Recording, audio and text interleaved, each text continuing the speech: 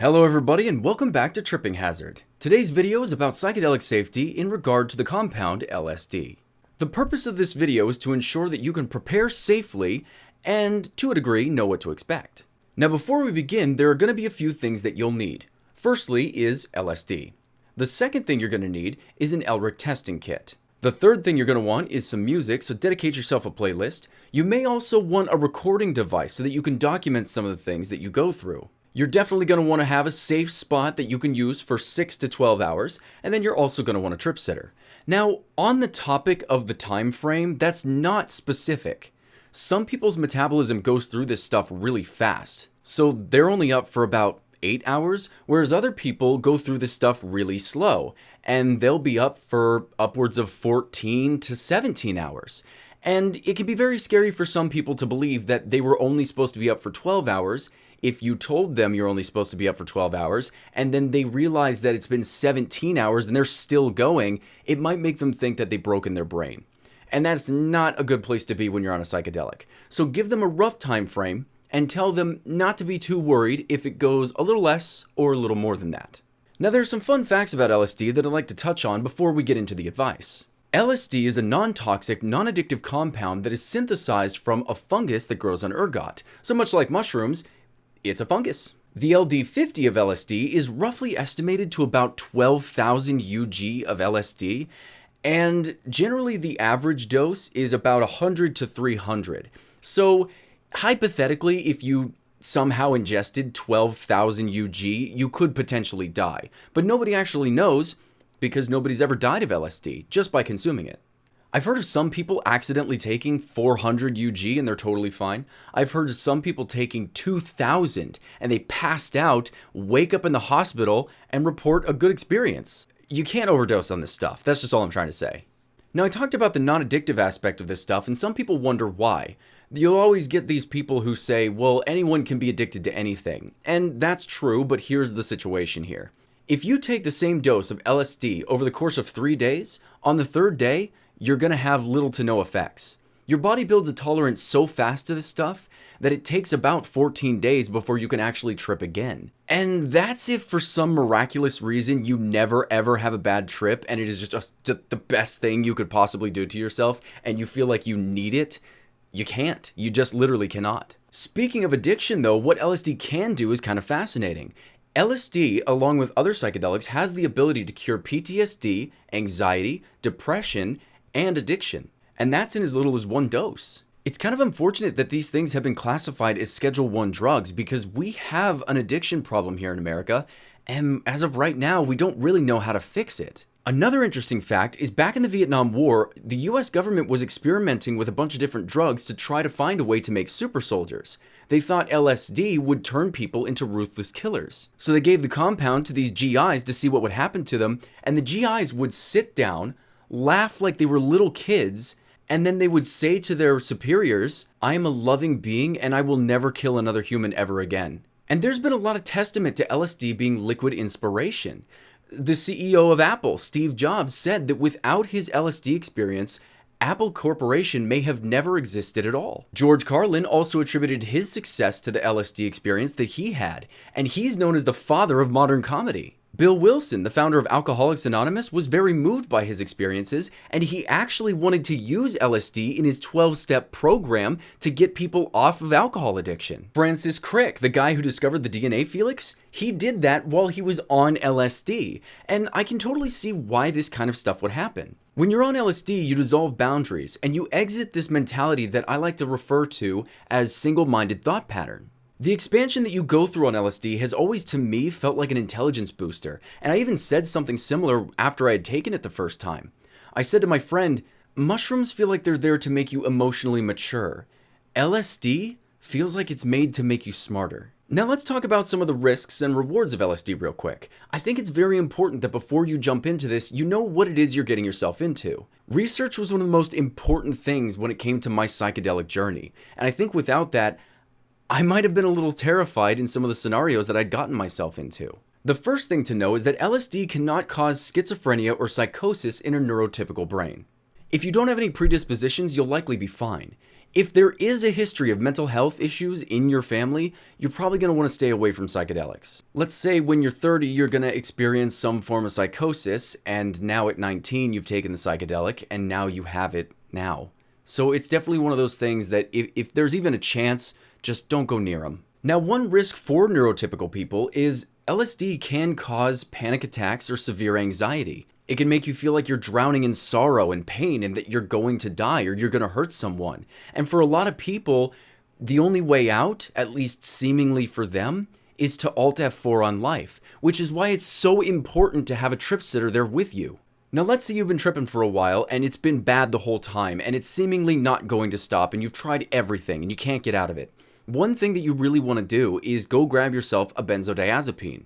Make sure to have at least one benzodiazepine pill with you and give it to your trip sitter just in case. That's going to be your last resort. Benzodiazepines are antidepressants, and they're actually trip killers. Do remember, though, that just because you took this pill, it doesn't mean that the symptoms of the LSD is just going to disappear in a moment.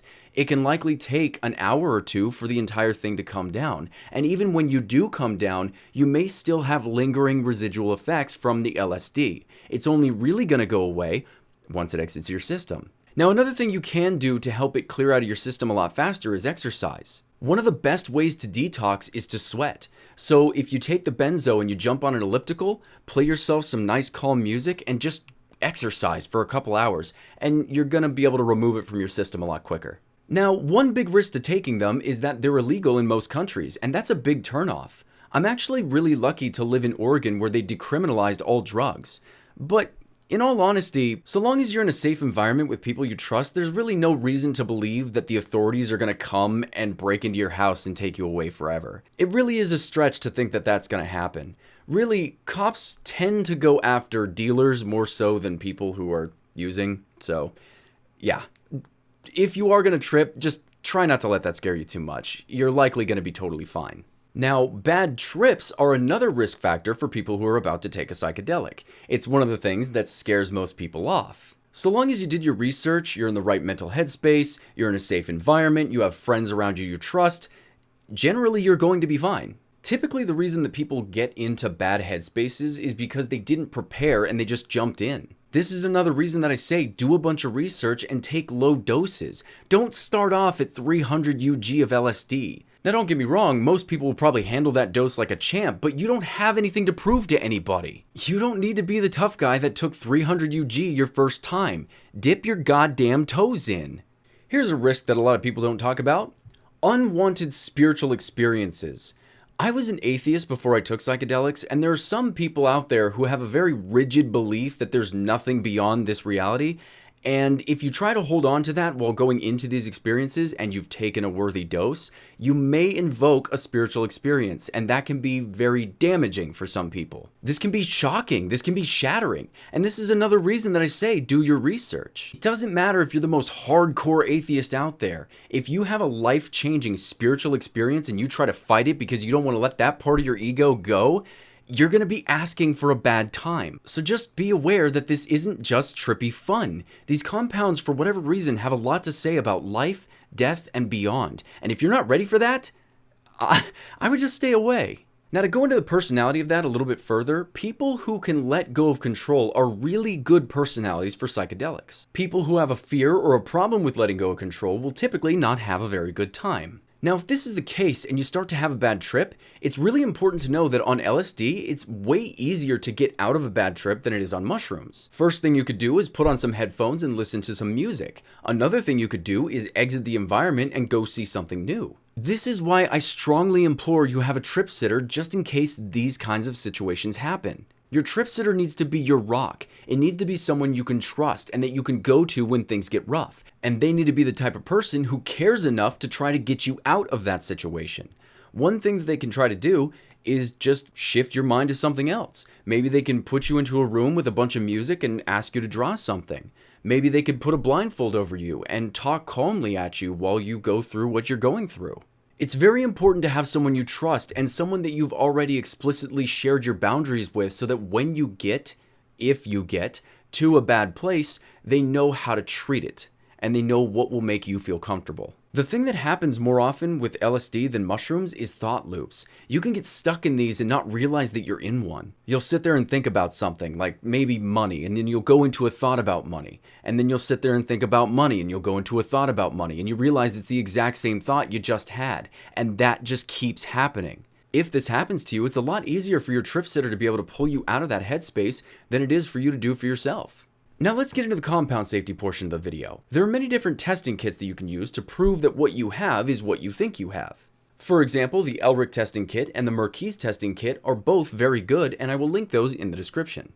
Alright, so now you know the fundamentals of preparing for LSD, but there are a few more things that you should know. Setting an intent is one you've probably heard before, and it's one of the most important things that you can do. So let's cover this real quick so that you know what each of these are. Set, that's you.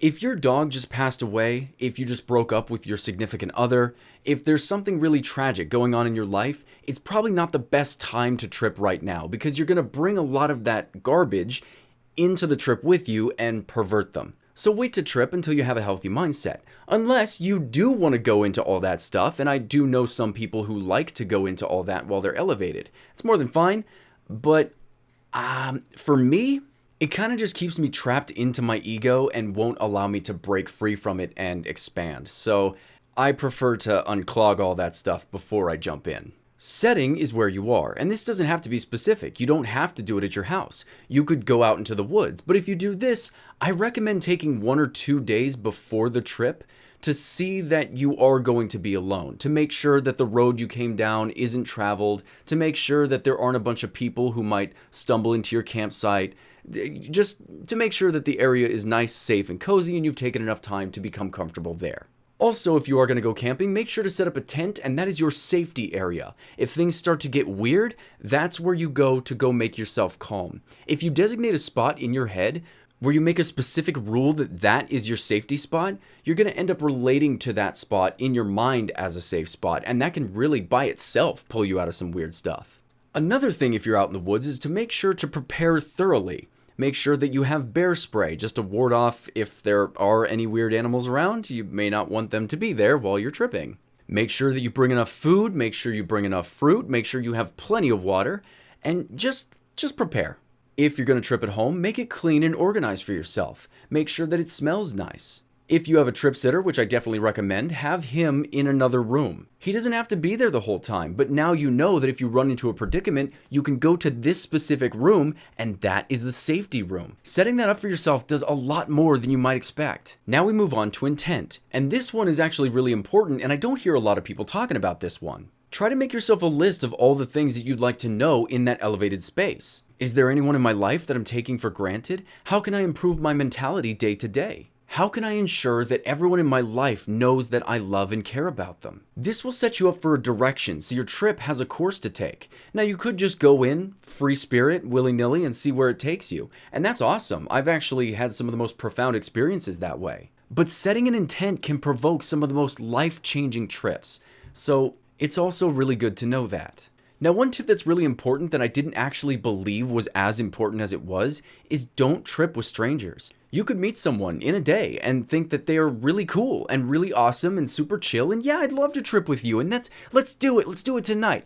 And that's awesome. Don't get me wrong, some of those instant click bonds, those are really cool, but the problem is you don't actually know this person. And when you're elevated, you can come to that thought. I just met this person, I don't know them, I don't know if they want to do me harm, and I don't know if they want to kill me. I'm not saying that that's going to happen, but if it does, you could end up in a mindset that makes you spiral. It would make you feel unsafe the whole time, and you just perpetuate bad trips. When it comes to a trip sitter, you want someone who is experienced in tripping if you can. If you know someone who has tripped before, and you trust them, that is the best possible person to have to help you out. If your trip sitter is sitting there around a fire and he's drunk, and you're trying to explain what you're going through, he's not going to get it. And it's really unhelpful when you're going through a rough experience if you can't relate to someone. So even if they're on a little bit of the psychedelic themselves, that can help. Generally, it's better for them to be sober just in case anything does happen, but do remember that if you can, have someone who's experienced with tripping so that you can relate to them if things go awry. Now, the biggest problem with LSD is not actually the LSD. It's that some people will give you research chemicals instead of the actual compound you're looking for. Now, research chemicals can be safe. 1P LSD, for example, is almost exactly like LSD. I've taken it before, and it felt the exact same as other LSD that I'd taken in the past. NBMEs, on the other hand, can be safe at lower doses, but even just 2 tabs of an NBME can be deadly. Test your LSD. It's far too often people end up with a compound that they were not expecting to be on, and it only takes 30 seconds and $20. This is an LRIC testing kit. Like I said, it's about 20 bucks online, and it's very easy to get a hold of. It's not illegal to have, and it can keep you safe. All you have to do is cut a blotter in half, cut it into fourths, or even use the whole blotter itself. Drop a little bit of this on top of the tab and wait about 30 seconds. What you're looking for is a purple reaction. In about 30 seconds, if the compound does not turn purple, then you know what you have is not real LSD. If you don't have this testing kit and you take a tab of LSD and put it on your tongue and it tastes metallic, spit it out and do not ingest that LSD. Typically, LSD does not taste metallic, though there are some people out there who've said that it does. And I have also had LSD that has tasted metallic, so a taste test is not a reputable source. Get one of these testing kits. Now, just because the blotter paper did turn purple, it doesn't mean that you do have real LSD. What the purple color indicates is that you have an indole alkaline compound. You could have ALLAD, FLAD, 1P-LSD, or ALD52. But this would be okay because all of these compounds, as far as we know, have about the same amount of toxicity level as LSD. So all of these are not harmful to the human body as far as we know, and they'll also give you similar effects. Now let's say you have what you think you do and you go ahead and take it. One little trick to know is some people will just put it in their mouth and then swallow it, and that's more than fine. But if you stick it under your tongue and hold it there for about 3 minutes, it'll actually activate faster. Now during the come up, your body may feel very strange. I feel really uncomfortable in my body. It feels like I want to stretch, but I'm just not tall enough to do it. The come up on any psychedelic is generally the hardest part, and you're gonna want to remember this. I feel like a lot of people will go into the psychedelic experience, and then they'll hit the come up, and they'll think that that's gonna be the way this psychedelic treats them for the entire time. It's confusing, it's stressful, it's anxious, it's tense, and that, I promise you, goes away. With LSD, the come up is about 2 hours, and then it's about 6 to 12 hours of bliss. The analogy that I commonly use for the come up is imagine if your mind is a computer, and when you take the psychedelic, you have just gone onto Google and downloaded a really big zip file. It's downloading and it's taking a while, there's so much information going through your mind, and it's not unpacked yet. So you've got all these little bits of information that are unfinished, you don't know what any of it means. At the 2 hour mark, it unzips. Now it's all unpacked, and now it all makes sense. Now it's comfortable and awesome. So just remember, that come up, yeah, it's rough, it feels rough, it sucks. Is this how it's gonna be forever? No. Once the zip file unpacks, it's gonna feel awesome. Now, there have been some rumors out there that LSD will last in your system forever. If you take it just once, now you're gonna be tripping all the time. And I've heard that from some people, and when they tell me that, my response is typically, you would never get that lucky. Our bodies break down psychedelic compounds very quickly. It only takes a day for you to come off the compound and 14 days for it to completely exit your system. There was a point a while ago where some people were spreading a rumor that if you take LSD, it burrows into your bone marrow, and then like 5 to 15 years in the future, randomly one day you'll just start tripping again. And as cool as that would be, it's impossible. As soon as it's out of your system, it's completely out of your system. It's non-detectable. You're not going to find it in there. Our bodies, like I said, are efficient at breaking these things down. Now, HPPD is something that people talk about, and this is very real. It can present itself in a lot of different ways, too. It can be light sensitivity, depersonalization, random hallucinations, or wavy lines or wavy hallucinations as you walk around off the compound. I actually had HPPD for 3 weeks after one of my psychedelic experiences. HPPD is very rare, it doesn't last very long. I only had it, like I said, for about 3 weeks, and then it disappeared, and I've never had it again. Some people also talk about flashbacks, and these kind of exist, but not really. I've heard some people say that after a very traumatic trip, they have flashbacks to that, and that makes sense.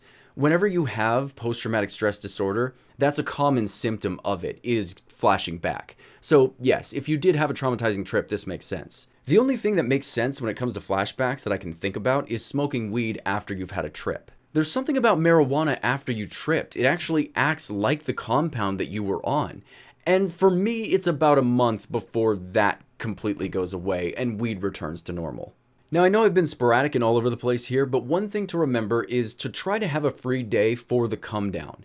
Some people have an afterglow, and some people feel like crap, and I said that before. If you feel like crap on LSD, that actually makes a lot of sense, and some of the side effects that you might have from this is a massive headache, being as you've been working a lot more of the whole system in here than you're generally used to. And also the serotonin receptors have been firing for about 12 hours and they need time to rest. It's definitely not a dopamine dump, it's not a serotonin dump, but you might feel a little bit of a headache, which is kind of annoying, especially after the other night you felt so elevated. You felt so alive. It was as though you were enlightened and nothing was ever going to change this, and now the next day, you're kind of groggy, like you've been up all night. Remember that in about a day to 3 days, this feeling is going to go completely away and you're going to feel just like yourself again. Now, if you have an afterglow, that's awesome. I'm jealous of you because I generally don't. And yeah, awesome. Enjoy it. Now, there is a reason that I say that you should take some time and have a day off, and this is because after the first time that I had tripped ever in my life, I went out into town the next day, and I can only imagine what it would have been like had I been working a retail job, because when I went out into town, it felt like everyone around me had their eyes closed, that they didn't see life the way that I had, and it made me feel a little bit annoyed. So it's definitely something, just take time to come back to you. It takes a little bit of time, especially if you had an ego dissolution experience, for your ego to build itself back up. So taking a day, sit back, relax, run a bath, have a good time, and don't worry so much because you're going to be returning to normal again very soon. I really hope this video was helpful for you. For those of you out there who are doing a bunch of research before you trip, I have great respect for you. It's always important to know what you're getting yourself into so that you can prepare thoroughly. And learning new things that you never knew before is always exciting. I mean, I've been looking these things up for years, and just the other day I learned an interesting fact that I never knew before. Apparently, banana peels have traces of LSD in them. Which, I mean, that kind of makes sense, right? That's why people are probably tripping all over them.